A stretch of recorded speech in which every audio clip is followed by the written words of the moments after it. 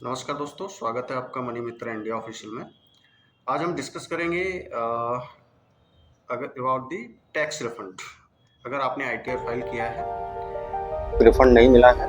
दोस्तों, लाखों लोगों का रिफंड हर साल कुछ दिनों से लेकर कुछ महीनों तक अटक जाता है। इस वीडियो में मैं बताऊंगा रिफंड क्यों रुकता है, किन गलतियों से बचना चाहिए, रिफंड का स्टेटस कैसे चेक करते हैं और अगर रिफंड नहीं आ रहा तो उसके लिए क्या करेंगे। करंटली गवर्नमेंट ने कितना रिफंड प्रोसेस कर दिया है, कितनों का रिफंड पेंडिंग है, सारी डिटेल इस वीडियो के माध्यम से समझेंगे। सो आप कृपया वीडियो को एंड तक देखिएगा। पहले बात करते हैं कि टोटल आईटीआर फाइल कितना हुआ। सो अभी इनकम टैक्स की वेबसाइट पे जाके अगर आप चेक करते हैं, नंबर्स हैं वो 6,31,39,664 लोगों ने आईटीआर फिल किया है और उसमें से जो वेरीफाई किया है वो 6,06,07,679 लोगों ने आईटीआर वेरीफाई किया है। यानी 6,31,39,000 जो फिल किए हैं उसमें से 6,06,07,679 लोगों ने आईटीआर को ई वेरीफाई भी किया है। ये बहुत ही इम्पोर्टेंट पहलू है। आईटीआर फिल करना ही जॉब नहीं है, उसके बाद आपको आईटीआर वेरीफाई भी करना होता है। और उसमें से जो प्रोसेस हुआ है, डिपार्टमेंट ने जो प्रोसेस किया है वो 4,58,02,722 लोगों का आईटीआर प्रोसेस भी हो गया है। सो डिपार्टमेंट बहुत तेज़ी से काम कर रहा है इसके ऊपर, कंटिन्यूसली रेगुलर बेसिस पर, डेली बेसिस वो आईटीआर प्रोसेस कर रहा है। सो सभी लोगों का आईटीआर आना शुरू हो गया है। अगर आपका आईटीआर अभी नहीं आया है तो आप कमेंट करके बताइए कि आपका आईटीआर अभी प्रोसेस नहीं हुआ है, और मैं आपको इसकी अपडेट डेली बेसिस पे अपडेट करता रहूँगा।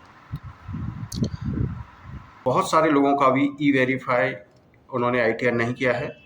सो जिन्होंने नहीं किया है तो आप जाकर के एक बार चेक करिए, पोर्टल पर लॉगिन करिए। अभी हम डिस्कस करेंगे कैसे लॉगिन करना है, कहाँ पर चेक करना है, कैसे ई वेरीफाई करना है। लेकिन ये आपको ई वेरीफाई करना ज़रूरी है। अगर आप ई वेरीफाई नहीं करते हैं तो डिपार्टमेंट आपका आईटीआर प्रोसेस नहीं करेगा। सो ये बहुत ही इम्पोर्टेंट पहलू है। आपको आईटीआर फिल करने के बाद आपको ई वेरीफाई करना बहुत ही ज़रूरी है। अब जानते हैं कि आईटीआर क्यों डिले। पहला है आईटीआर वेरीफाइड नहीं किया है। बहुत लोग आईटीआर फाइल तो कर देते हैं लेकिन आईटीआर वेरीफाई करना भूल जाते हैं, जिससे आपकी प्रोसेसिंग नहीं शुरू हो पाती है। सो ये इंश्योर करें कि आपको आईटीआर वेरीफाई करना है, और वेरीफाई करने के लिए आपको आधार, ओटीपी, नेट बैंकिंग, डीएससी और बैंक अकाउंट के थ्रू आप वेरीफाइड कर सकते हैं। बहुत ही सिंपल तरीका है, आप आराम से इसको वेरीफाई कर सकते हैं। पहले ये चेक करना है। सेकंड रीजन हो सकता है प्रोसेसिंग अभी भी पेंडिंग दिखा रहा है, जिसमें इनकम टैक्स डिपार्टमेंट लाखों लोगों का रिटर्न प्रोसेस करता है। यदि रिटर्न हाल ही में फाइल किया है तो थोड़ा समय लग सकता है। स्टेटस दिखा सकता है रिटर्न अंडर प्रोसेसिंग। यह सामान्य बात है, इसमें घबराने की जरूरत नहीं है। तीसरा रीजन है बैंक अकाउंट वैलिडेटेड नहीं है। अगर आपने बैंक अकाउंट वैलिडेट नहीं किया है, रिफंड केवल प्री वैलिडेटेड बैंक अकाउंट में ही आता है। यदि अकाउंट क्लोज है, आईएफएससी गलत है, वैलिडेशन पेंडिंग है, तो रिफंड क्रेडिट नहीं होगा। रीजन नंबर 4 की बात करते हैं। पैन और आधार में इशू। पैन और आधार की डिटेल मिसमैच होना। पैन में कुछ और डिटेल आ रही है, आधार में कुछ और डिटेल है, आपका नाम मैच नहीं कर रहा। सो ये चीज़ें भी आपको इम्पैक्ट कर सकती हैं, रीजन हो सकता है। सो ये चेक करें कि आपका आधार और पैन कार्ड की डिटेल मैच हो रही है कि नहीं।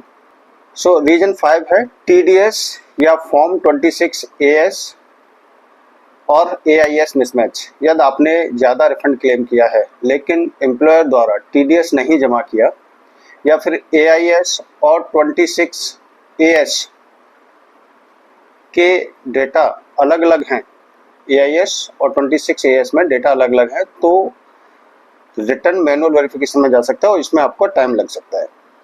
रीजन नंबर 6 पर बात करते हैं डिफेक्टिव रिटर्न, सेक्शन 139(9). जिसमें डिपार्टमेंट आपको नोटिस भेज सकता है कि रिटर्न में कुछ जानकारियां मिसिंग हैं, यदि समय पर रिस्पॉन्स नहीं दिया तो रिफंड होल्ड हो सकता है। सो ये चेक करें, अगर कोई नोटिस आया है तो उसको चेक करें और वेरीफाई करें। Reason number 7, notice received but ignored.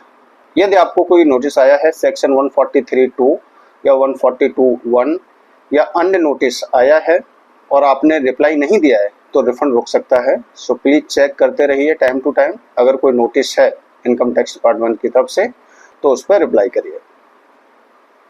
Reason number 8 पर बात करते हैं, आउटस्टैंडिंग टैक्स डिमांड। यदि पिछले वर्षों का कोई टैक्स डिमांड पेंडिंग है तो डिपार्टमेंट रिफंड एडजस्ट कर सकता है।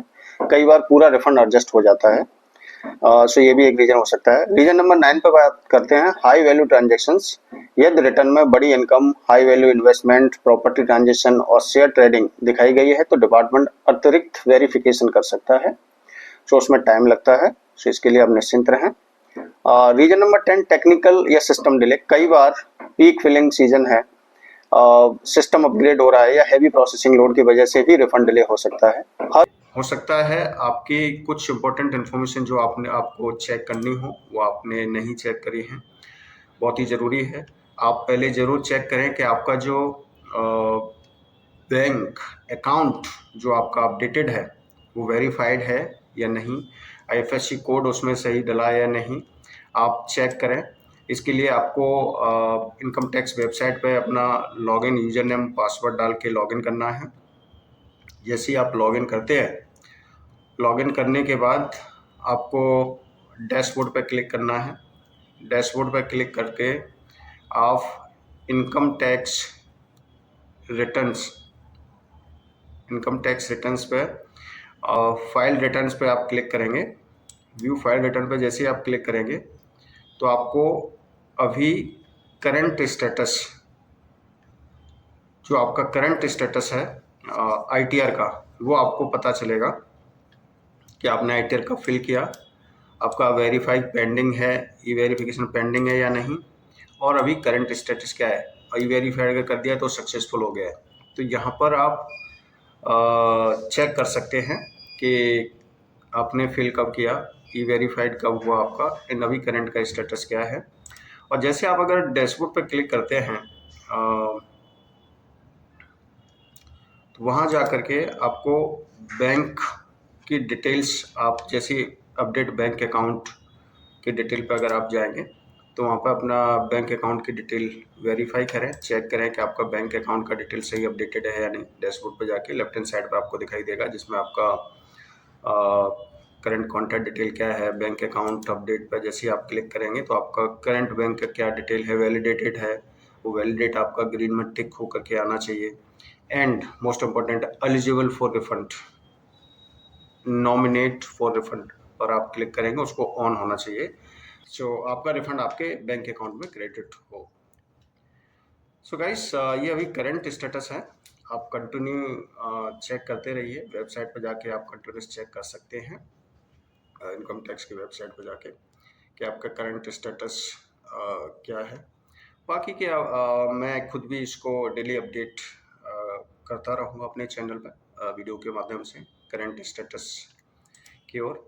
और जब भी आपका प्रोसेस होता है और रिफंड अप्रूव हो जाता है तो आपको एक इंटीमेशन आता है डिपार्टमेंट की तरफ से वाया ईमेल कि आपका इतना रिफंड बनता है। सो आप अपना जो जीमेल आईडी या फिर कोई भी ईमेल आईडी जो आपने दी है, जो आपने फिल करते समय आपने सबमिट की है, उसको आप चेक करिए और वो प्री इंटीमेशन होता है। उसके बाद ज़्यादा दिन नहीं लगते, 24 to 48 आवर्स में आपका रिफंड आपके अकाउंट में क्रेडिट हो जाता है। So this is the current status. ऐसे ही आपको फाइनेंशियल इंफॉर्मेशन के लिए जानकारी लेनी है तो वीडियो को चैनल को सब्सक्राइब करें, वीडियो को शेयर करें अपने फ्रेंड्स एंड फैमिली के साथ। मिलते हैं अगले वीडियो में। धन्यवाद।